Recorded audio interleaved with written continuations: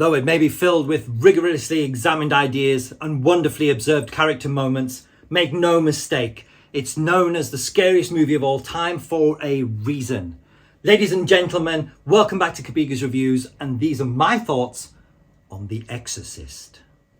Directed by William Friedkin and starring Ellen Burstyn as Chris MacNeil, Linda Blair as Regan MacNeil, Jason Miller as Father Karras, Max von Sydow as Father Merrin, Lee Jacob as Lieutenant Kinderman, and Eileen Dietz as the face of Pazuzu, among others. When young Regan starts acting odd, her mother frantically tries everything she can to help her daughter, without success. And with nowhere else to turn, Chris MacNeil seeks the help of a local priest. Unconvinced, Father Karras reluctantly agrees to meet Regan to see if he can help her. Eventually, the evidence leads to an inevitable conclusion: possession. Regan needs an exorcism, and the only one man has the experience, Father Merrin, who will have to face the demon once again. So I'm not going to go into depth about a review of this entire film because, let's face it, it's 50 years old. So there's nothing I can say that hasn't already been said about this film. My thoughts are, it is a brilliant, brilliant film. I've actually read the book, The Exorcist by William Peter Blatty, and it is even better than the film. Now, if you're going to go watch this film, I warn you, it is a slow burner, okay? Nothing really much happens in the first hour of the film, but that just serves to set up the second half of the film where everything seems to go wrong and everything seems to kick off, okay? A lot of people, when they come to this film, because of its legendary status, a lot of people come into it expecting bang, crash, wallop from the get-go, because that's what they're used to these days with horror movies. Because horror movies these days, they tend to have to up the ante. They've got to be scarier, louder, faster, gorier, more gruesome than the last one. And the truth of that is it's because of this movie, okay? Prior to The Exorcist, there was two kinds of horror movies, all right? There was your grounded ones in the late 60s and early 70s, grounded ones such as Psycho, you know, and stuff like that. So where it's a serial killer sort of thing. But there was also the European style of ones, which were a bit hammy and camp, like the Hammer horror movies and stuff like that. This was really one of the first that actually managed to meld the two together, because it's grounded, but it's also supernatural. And that hadn't really been done before, apart from Rosemary's Baby, which came out before it, but that is a bit more surreal as well.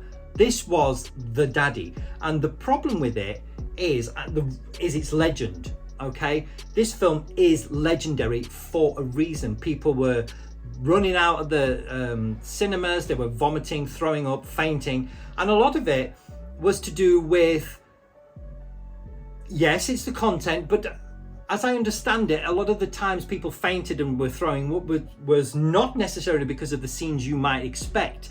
It's because of scenes that came before that. Particularly, there's a hospital scene where the little girl Regan gets some tests done on her, and a lot of people couldn't cope with what's shown on screen, shall we say. No spoilers. I really don't want to. I'm trying not to do spoilers. But this film really, really broke the mold, and it sent people into a frenzy, and it broke box office records, and it's still to this day voted as a lot of people's number one scariest movie of all time. In fact, Rotten Tomatoes has it as number one as well, the scariest movie of all time. In my opinion, whether it's the scariest movie of all time, that's subjective. It depends on what scares you. This film doesn't scare me, but it has a lot of shock value. That being said, I have seen it multiple times, and the film itself is 50 years old, so it shows. It no longer scares me, but it does enthrall me. The film itself is so well crafted. The scenes, the atmosphere, the characters, There are some jump scares in it, but they're organic. They're not just slamming doors. It's not like these modern films where you know jump scares coming because there's a bass cue in the soundtrack that just builds up, and you think, yeah, boring. This film did it better, and that's what I want to say about that. So the reason for me doing these reviews, I'm doing an MCU one at the same time, is because of this 4K release. This is the 50th anniversary steelbook release of The Exorcist, the first time ever in 4K. And this particular set has 5 discs, believe it or not. You've got 2 there, and you've got 3 there. Now, and it includes the standard edition of the film, the theatrical version, but also the director's cut, which is known as the version you've never seen. Now, I once got told that The Exorcist, the original, was in black and white. I'm here to tell you it was not. However, the opening scene, the opening shots of both films are actually black and white. They still are and always have been, and maybe that's where that comes from. It starts off with the shot of the sun. In fact, no, the director's cut doesn't start with that, but the shot of the sun in the original theatrical version is actually black and white, and that's deliberate to evoke the moon and the sun. When it's black and white, it looks like the moon, and then it fades into almost a blood red sky and shows a yellow sun. And that's supposed to illustrate the duality between the sun and the moon. And this film, going back to what I was saying earlier about how it's made, this film embodies the duality. It really, really highlights. William Friedkin did an amazing job because it's loud, it's quiet, it's dark, it's light, it's good, it's evil, and those kind of themes are throughout the film. That's what makes this film so damn good. It's because it highlights everything. It's got great characters, it's got great performances, it's got fantastic special effects. What you see on screen happened. That's what they did. There is zero CGI in this, apart from in the version you've never seen, they use CGI to remove wires on the spider walk, right? But other than that, in the theatrical version, there is zero CGI, all right? And that's what makes this film so very good. The 4K disc is amazing. This is the best you will ever see The Exorcist. They've gone back to the original negatives and done a brand new 4K scan, so the picture is the best you will ever get. I can't see how it would ever get better than that.